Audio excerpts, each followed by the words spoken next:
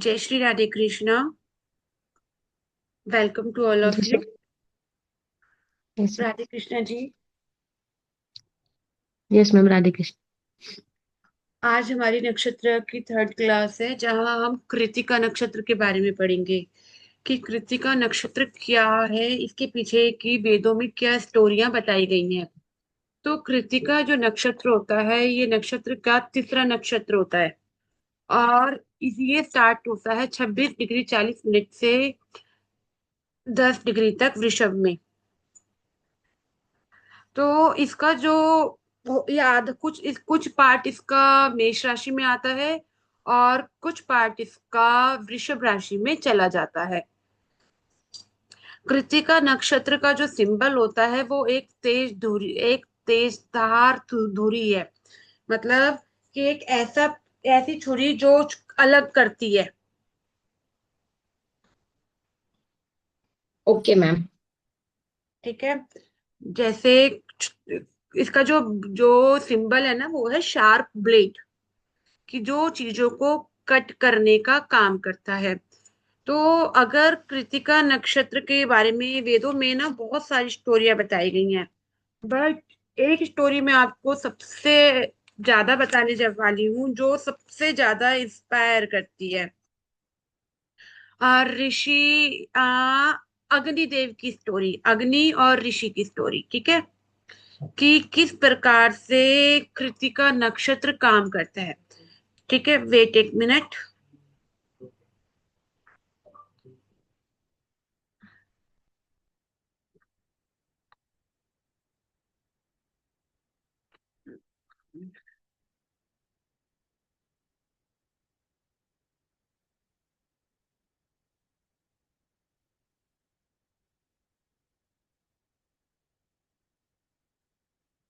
देखो, वाल्मीकि रामायण और ब्रह्मांड पुराण में इस स्टोरी के बारे में बताया गया है कि एक बार यज्ञ हो रहा था और यज्ञ के दौरान अग्निदेव जो थे वो ऋषि की सातों पत्नियों को देखकर उन पर मोहित हो गए और उनको छुप छुप कर उनके सौंदर्य को निखारने लगे। और कुछ समय बाद उन्हें अपनी इस गलती का बहुत एहसास हुआ। उन्होंने महसूस किया कि उन्हें ऐसा नहीं करना चाहिए था और वो अपनी इस गलती को सुधारने के लिए दुखी होकर वन में चले गए। और एक देवी थी स्वाहा, जो बहुत लंबे समय से ऋषि अग्निदेव को प्यार करती थी। और जब उन्हें ये अवसर मिला कि अग्निदेव वन में चले गए और उन्होंने उन्हें पता चल गया कि वो क्यों गए हैं, तो वो धीरे धीरे ऋषि की पत्नी का रूप धारण कर कर अग्नि के पास जाकर बोली कि मैं हूँ शिवा, ऋषि अंगिरा की पत्नी। तो उन्होंने एक एक करके ऋषि अंगिरा की 6 पत्नी का रूप धारण करा और उसके बाद उनका जो बीज था वो जाकर किसी तालाब में डाल देती। इस प्रकार जो स्वाहा थी वो ऋषि अंगिरा की 6 पत्नी का रूप धारण कर लेती। बट सातवीं जो उनकी पत्नी थी अरुणधति, उसका वो रूप धारण नहीं कर पाई क्योंकि वो सच्ची पतिव्रता थी। और इस वजह से वो जब सातवीं पत्नी का रूप धारण नहीं कर पाई तो उन्होंने ये जो ये प्रक्रिया थी 5 से 6 बार दोहराई, बट सातवीं पत्नी के में वो नहीं सरा पाई, मतलब नहीं धारण कर पाई। तो उसी समय क्या हुआ, एक ताड़का नामक एक राक्षस था, वो देवताओं को जीतने लगा। मतलब उसने युद्ध करने स्टार्ट कर दिए, देवताओं में हाहाकार मच गया। सभी देवता भगवान के पास पहुंचे और उन्होंने इससे कहा कि हम इससे कैसे मुक्ति पा सकते हैं। तो उन्होंने कहा कि इस राक्षस को सिर्फ एक 7 दिन का बच्चा ही नष्ट कर सकता है, वो ही उनका उद्धार वो कर सकता है। तो ऐसे बालक को उत्पन्न करने के लिए बहुत लंबे समय तक प्रयास किए गए, बट ऐसा होना उत्पन्न नहीं था। तो उस समय शिव जी ने भी अपने बीज छोड़े, बट उस ऐसा करने से माता जो पार्वती थी ना वो गुस्से में आ गई, उन्होंने कहा नहीं नहीं करने दिया। तो शिव भगवान ने उनके बीज को क्या कहा, पृथ्वी से कहा तुम इस बीज को अब संजो के रख लो अपने गर्भ में। और पर माता पार्वती को जब पता चला कि पृथ्वी अपने गर्भ में उस बीज को संजो के रखेगी, तो उन्होंने पृथ्वी माता को भी श्राप दे दिया कि तुम गर्भ धारण नहीं कर सकती। ठीक है। तो अब सारी तरफ बहुत बुरा हाल हो गया, तो जगह जगह भयंकर बाढ़ विनाश, दुनिया में तबाही मच गई। तो उस समय देवताओं ने अग्नि से विनती की कि वह इस बीज को धारण करे। तो अग्नि ने प्रयास किया, लेकिन पार्वती के क्रोध के कारण वह बीज भी विकसित नहीं हो पा रहा था।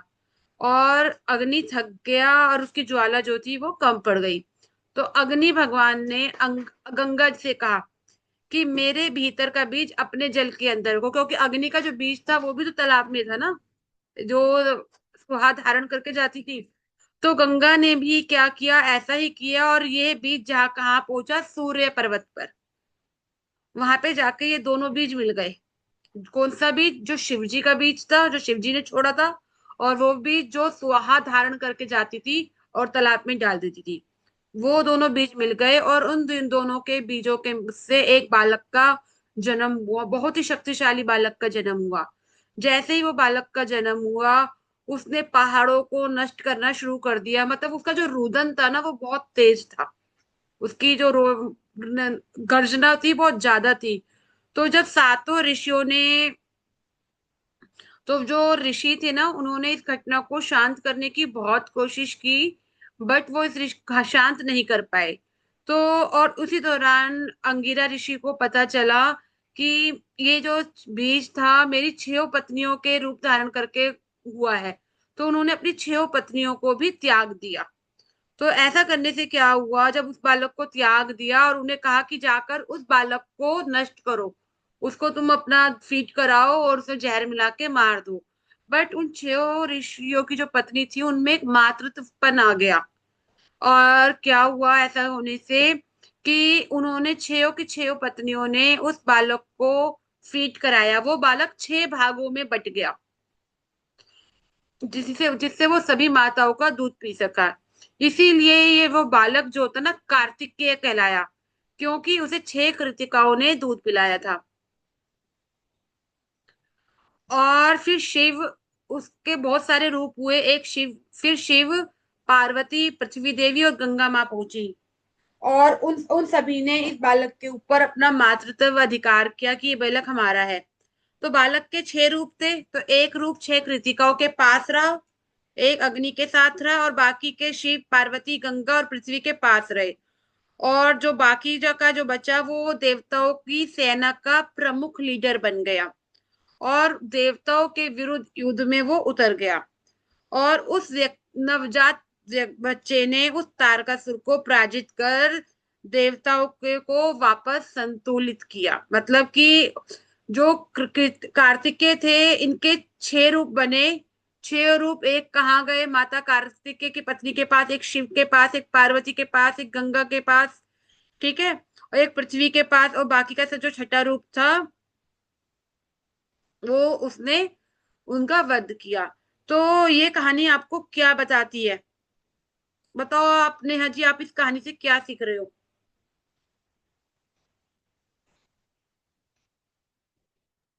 मैम, जैसे कि आपने बताया कि वो बीज तो जैसे शिव पार्वती में से निकला था, तो मतलब वो काफी मतलब अलौकिक है, जैसे उसका धारण कर नहीं सकता कोई भी।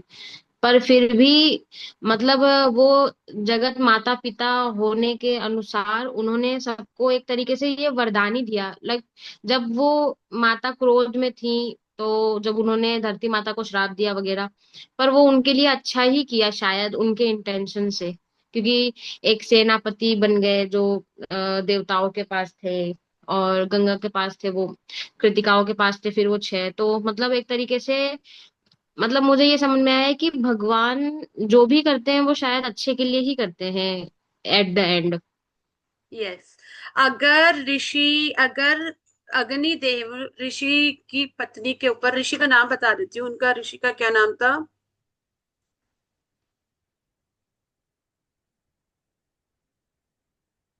पत्नी का नाम अरुणधति बताया गया, पर ऋषि का नाम ना मुझे समझ में नहीं आ रहा, ठीक है। एक साधु के हम्म। बारे में। क्योंकि मैम अगर ये कहानी सुना जाए तो इस हिसाब से तो माता ने क्रोध ही किया है, श्राप ही दिया है, बट अच्छा ही किया है एक तरीके से, उनका अच्छा ही हुआ, इस अच्छा क्रोध से भी मतलब उनका अच्छा हुआ। अच्छा क्या हुआ देखो, ये जो राक्षस का जो जन्म हुआ था, तारकासुर, जो देवताओं से लड़ तारकासुर। रहा था, उसको निपटाने के लिए एक बालक की आवश्यकता थी, एक ऐसे बच्चे की आवश्यकता थी जो उससे लड़ सके, एक ऐसी अग्नि के लिए। हम्म। तो अब ये बालक कोई सामान्य बालक तो रहा होगा नहीं। तो सृष्टि नहीं। पहले ही खेल खेल रही थी अग्नि के माध्यम से। तो अग्नि हम्म। जो थे वो ऋषि की पत्नियों को देखते थे, निहारते थे अनजाने में। ठीक है। तो जो स्वाहा जो उनसे प्रेम करती थी, ऋषि की पत्नी, वो एक एक लड़की, जब उसे पता चला तो वो ऋषि की सात पत्नियों का रूप धारण कर कर उसके पास जाकर उनसे मिलने लगी। रोज एक पत्नी का रूप धारण करके जाती, उनसे मिलती, और उनका जो वीर्य हम्म। होता, उनका और अपना जो वीर्य होता, वो जाके एक सूर्य पर्वत पे जाके मिल छोड़ देती। वो रोज ऐसा कर, हम्म। उन्होंने ऐसा ऐसा करके पांच छह पत्नियों का रूप धारण करा, बट सातवीं पत्नी का धारण वो नहीं कर पाई। तो हम्म। जब नहीं कर पाई, जब ऋषि को पता चला इस सच्चाई के बारे में, तो उन्होंने छह पत्नियों को त्याग दिया। अब क्या हुआ, उधर तारकासुर का जन्म हो गया, तारकासुर भगवान तारकासुर लड़ाई करने लग गया, पहुंचे देवताओं के पास। अब देवताओं ने हम्म। कहा कि इसको मारना आसान नहीं है, इसको मारना बहुत टफ है, एक ऐसा बच्चा चाहिए जो इनसे लड़ सके, इतना पावरफुल हो। हम्म।